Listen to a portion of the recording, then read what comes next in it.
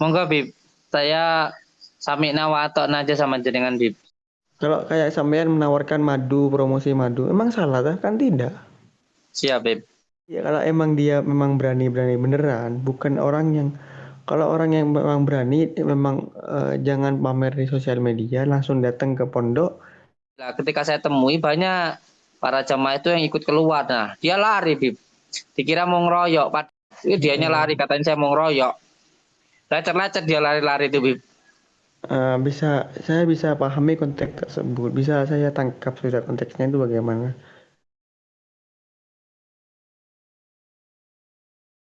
Oke, Assalamualaikum warahmatullahi wabarakatuh teman-teman semuanya yang Waalaikumsalam insya Allah warahmatullahi dirahmati oleh Allah Subhanahu Wa Taala. wabarakatuh. Saya Amin. Habib Hussein bin Murtado Al-Muhdor, asal dari Bondowoso, Jawa Timur. Mungkin agak asing bagi kalian, cuman kalau misalkan ada yang tahu tentang keluarga saya, salah satunya yaitu Habib Ja'far Al-Hadar. Mungkin ada yang tahu. Gus, saya mau bahas anu sama sampean, Gus. Sampean pernah umroh, Gus? Belum Bib. Insya Allah. Kalau saya tuh sebenarnya pengen ngomong ini, Gus. Cuman ini di forum rame, nggak enak, gimana, Gus? Nanti tak DM Bib. Enggak, ini serius, Gus. Masalahnya saya kan punya apa? Saudara saya kan punya PT Umroh Haji gitu. Nah, cuman ya ini kita mau mencari figur-figur yang enak gitu. Monggo Bib. Saya sami'na wa ata'na aja sama jenengan Bib. Saya itu kalau sama habaib insya Allah hormatnya luar biasa. Jadi apa yang jenengan sampaikan insya Allah saya laksanakan Bib. Iya, jadi apa ya, kayak contohnya misalkan sampean kan contoh punya beberapa jamaah yang ikut sama sampean. Contoh ada satu bis gitu khusus jamaahnya Gus Samsudin contohnya misalkan. Jadi sampean itu cukup nyari 8 orang, nah sampean nggak usah bayar sudah umrohnya gitu. Siap Bib, pokoknya kalau untuk yang di jalan Allah saya siap Bib. Yang penting tidak merugikan orang aja. Jadi enak, jadi sampean itu anggapannya nggak usah bayar, sampean cukup menyerukan ke syiar lah ke jamaahnya, sampean gratis sudah nggak usah bayar gitu. Oh, siap. Kan enak Berarti gitu. intinya Jadi saya ngajak orang berumroh, terus nanti saya di situ itu bisa sekalian ikut gitu ya Bib ya. iya, sampean sama istrinya gitu maksud saya. Istri saya dua loh Bib, Wuh, sudah dua ternyata. Saya tak kira satu. dua Bib. Asli dua, Dua-duanya serius boleh dua. ikut Bib. Saya punya najar kalau umroh atau haji, istri dua-dua saya harus ikut Bib. Saya nggak mau kalau Loh, cuma ya salah bisa. satu. Bisa, asal Ya. anu jamaahnya semakin semakin yang ikut banyak ya semakin gratis semua gitu. Tiga-tiganya gratis gitu. Insya Allah saya bisa Bib, Insya Allah. Ada yang Insya bilang Allah. gini Bib, ada yang bilang gini, sales wak wow gitu Bib. Apa itu? Sales katanya Bib. Oh, sales. Apa dibilang sales, orang saya ini menawarkan hal yang baik.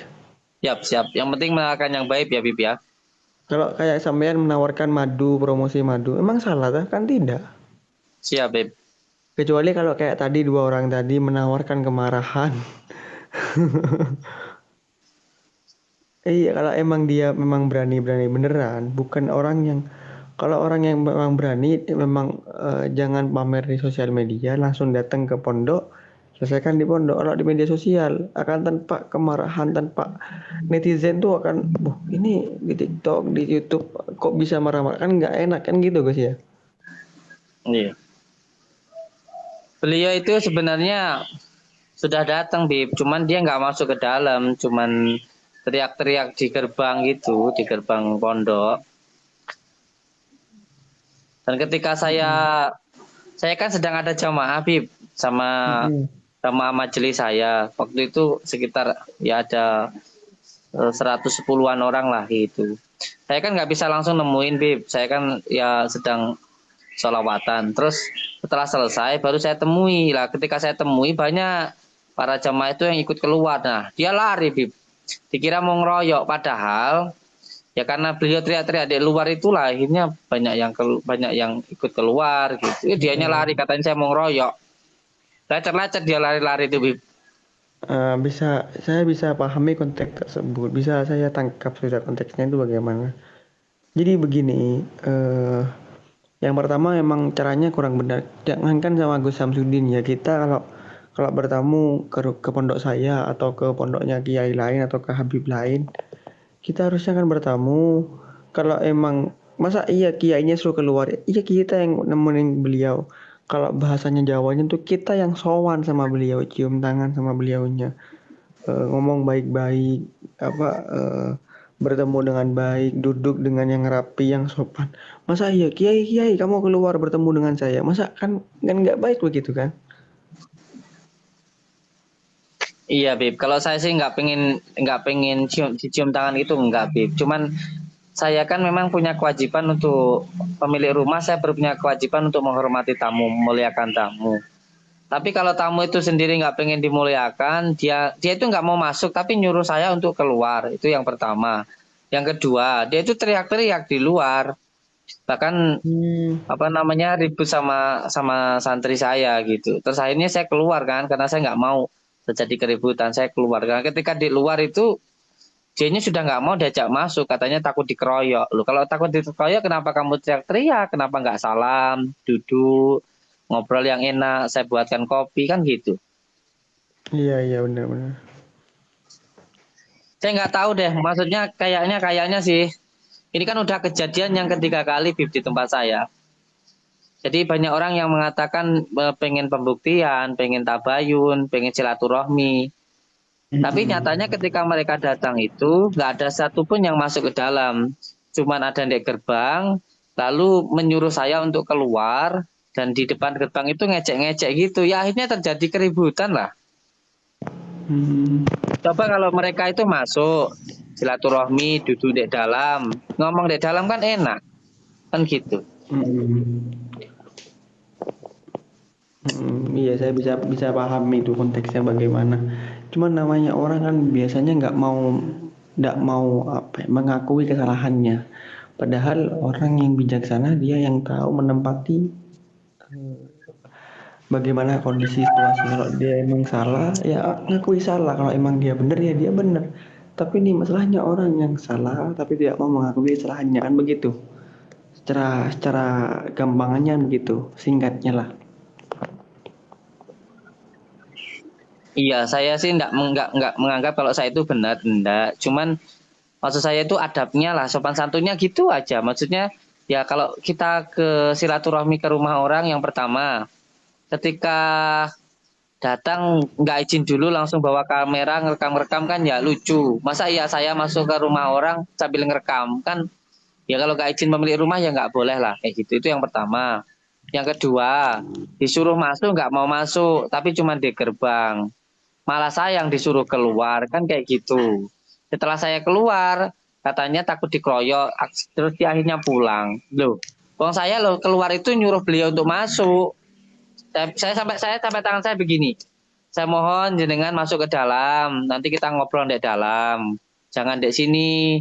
Nanti akhirnya ribut. Terus bilang-bilang lah ini saya ribut kayak gini. Saya ribut kayak gini itu karena kamu nggak masuk ke dalam. Kamu teriak-teriak di gerbang. Saya bilang kayak gitu, Beb.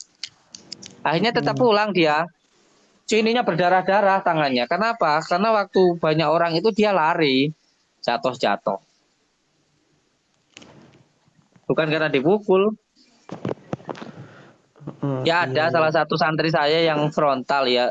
Siapa sih yang nggak yang terima kalau orang tuanya gitu di apa ya, di ecek-ecek kayak gitu. Memang ada satu santri saya yang frontal kayak gitu. Tapi nggak sampai melakukan tindakan yang apa namanya, Kerasan ya. apa, iya kekerasan kayak gitu. Enggak. Itu pun juga di video itu dia itu di gerbang itu petantang-petanteng gitu, teriak-teriak gitu. Udin, Udin gitu. Bukan manggil nama saya Pak Udin kayak atau Mas Udin atau Kang Udin. Udin, keluar gitu. Aduh, tapi alhamdulillah saya sangat bersyukur anak-anak itu masih bisa menahan emosinya lah. Saya bilang ini ujian, sudah jangan ditanggapi kata saya. Jadi apa, sekarang kita apa ya, mendamaikan jiwa, mendamaikan hati dulu supaya enak, supaya netizen juga nggak selalu membahas hal-hal seperti ini. Kita bahas hal-hal yang baik, kita bahas hal-hal yang mengandung hikmah. Ya, Ya, jadi sekiranya netizen itu nggak selalu hal-hal yang tertuju kepada sampean, hal-hal yang ya, selalu terkait kepada sampean, pasti itu ada celahnya. Jadi iya, gimana caranya kita sekarang tuh mengubah lebih baik, lagi untuk menghadap Allah, lebih baik lagi untuk menghadapi manusia supaya apa ya, mengurangi celahan-celahan itu.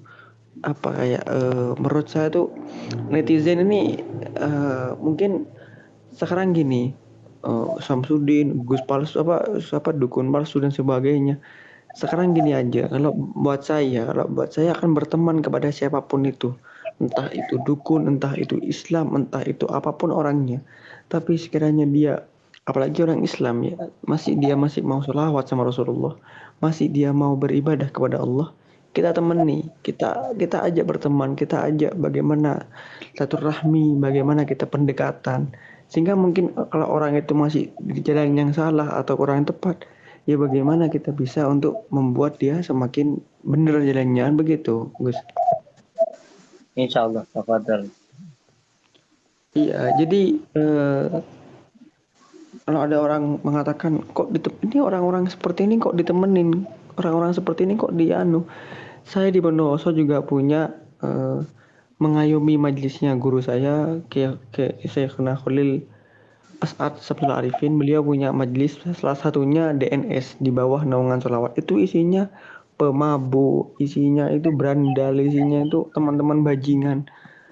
Orang-orang menanyakan kenapa Habib kok berteman, kok mendakwahi di situ. Saya berkata, kalau orang-orang seperti ini nggak ada yang mau dakwahin, nggak ada yang mau, bagaimana nanti nasibnya dia di akhirat. Nanti kita akan dipertanggungjawabkan, mana hak kita untuk mendakwakan orang-orang yang tersesat, mana hak kita untuk mendakwakan orang-orang yang telah gelap, mana hak kita.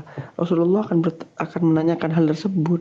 Mana rasa kasihan kalian kepada umat kalian, kepada penduduk sekitar kalian, kepada tetangga-tetangga kalian. Kenapa kalian telantarkan tetangga kalian sampai dia masuk pada kegelapan? Harusnya kalian tuh punya hak untuk mengajak tetangga, teman sekalipun supaya masuk jalannya Rasulullah, jalannya Siratal Mustaqim.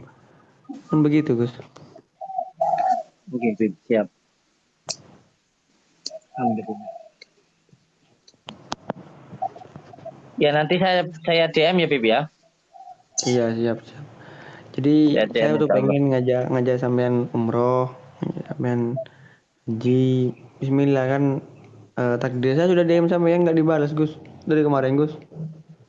Coba saya lihat, Bib, karena yang megang HP ini memang anak-anak saya, Oh, tak kira istrinya, Gus. bukan. Ada anak-anak yang khusus megang ini. Nanti saya Ini lihat banyak. coba. Ini mumpung ada yang bilang nih, mantap Habib, mantap katanya. Terima kasih on cam. Nggak bisa on cam. Kalau bisa saya on cam dari kemarin-kemarin, teman-teman. Ini akses diperlukan apa katanya nih? Kurang masih orangnya, masih 900. Follow saya kurang 100. Monggo jangan lupa di follow akun TikToknya Habib Hussein Mukhdar. Beliau ini masih saudaranya Habib. Habib siapa itu, Bib? Beb Habib Ja'far Ja'far. yang di Habib YouTube itu. Ja'far. Salam, Bib, untuk Habib Ja'far, Bib. Iya, insya Allah. Tapi Beb Ja'far tuh kalau sama kayak ilmu-ilmu al-hikmah itu emang kurang suka sih beliau. Ya. Ini banyak Salam aja Habib untuk beliau, Bib. Iya, banyak di komen-komen Habib kok dukung dukun, kok dukung dukun. Kan saya tidak mempercayai Gus Samsudin sebagai dukun. Kan gitu aja. Kan gitu, Gus. Saya Jadi kita mempercayai Gus bersaudara Samsudin. sesama manusia. Enggak, saya bukan orang yang percaya bahwasanya Gus Samsudin adalah dukun. Enggak, saya percaya Gus Samsudin adalah orang Islam. Orang yang patut untuk kita temani. Gitu aja kan selesai, Gus. Iya. Kalau Makasih Bib ya. sampean iya kalau orang-orang ini percayai Gus Samsudin dukun ya salahnya sampean. Gus Samsudin sendiri nggak pernah loh ngomong eh, Gus ini dukun, masa pernah? Ya itu anggapan orang saja, Bib. Itu hanya anggapan orang saja. Kalau kita mendoakan seseorang dengan menggunakan Al-Quran dan sholawat, karena saya yakin Al-Quran itu adalah syifa. Dan ketika kita bersolawat untuk mendoakan orang lain, salahnya di mana? Benar. Jadi saya nggak mempercayai Gus ini sebagai dukun. Saya mempercayai beliau sebagai orang Islam. Masalah pengobatan, masalah hal-hal yang lain itu haknya Gus Samsudin. Entah itu sembuh, entah itu apa, itu bukan dari Gus Samsudin sendiri, tapi itu gara-gara Allah Subhanahu wa taala. Kan begitu, Gus? Iya, saya kan sering menyampaikan kalau saya hanya mendoakan. Saya hanya mendoakan masalah hasilnya semuanya itu hak prerogatifnya Allah. Semuanya saya pasrahkan kepada Allah. Nah, jadi saya di sini menjadi teman bagi Gus Samsudin, juga sering-sering saling tukar menukar nasihat, juga saling bantu membantu. Karena apa? Karena al-muslim akhul muslim. Sama muslim itu saudara. Nah, sekarang Samsudin ini, Mbah Din ini di bawah naungan La ilaha illallah Muhammadur Rasulullah. Tidak ada alasan bagi kita untuk permusuhan, tidak ada alasan kita untuk saling menjatuhkan, tidak ada alasan kita untuk saling berjauhan, tapi alasannya kita dalam dalam bendera La ilaha illallah Muhammadur Rasulullah semuanya berkeluarga. Nah, Gus Samsudin ini jika dia keluar daripada ajaran agama Islam, contohnya ilmunya sudah keluar daripada ajarannya guru-gurunya, keluar daripada ajarannya para sesepuh-sesepuh kita. Misalkan nyuruh nyembah nyembah batu, nyembah apa. Nah, ini berarti sudah keluar. Sedangkan Gus Samsudin bacaannya hizib-hizib yang dibaca atau amalia-amalia yang dibaca itu kebanyakan ke Syekhona Khalil Bangkalan. Kayak kemarin yang dibahas kita Tasek Mereng, ya kan ya. Gunting Mereng itu semuanya kan amalia-amaliahnya Syekhona Khalil Bangkalan. Jadi insya Allah kalau masih dalam naungan La ilaha illallah Muhammadur Rasulullah ya kita tetap temani gitu. Kecuali kalau Gus Samsudin melakukan kesalahan yang fatal, nyuruh santrinya nyembah beliau, nyuruh santrinya menabikan beliau. Nah, ini baru sudah di luar daripada syariat agama Islam. Ini kita boleh demo. Ini kita boleh katakan ini sesat. Tapi kalau masih tidak keluar dari ajaran Nabi Muhammad, tidak apa-apa. Kan begitu, Gus? Oke. Siap, Bib.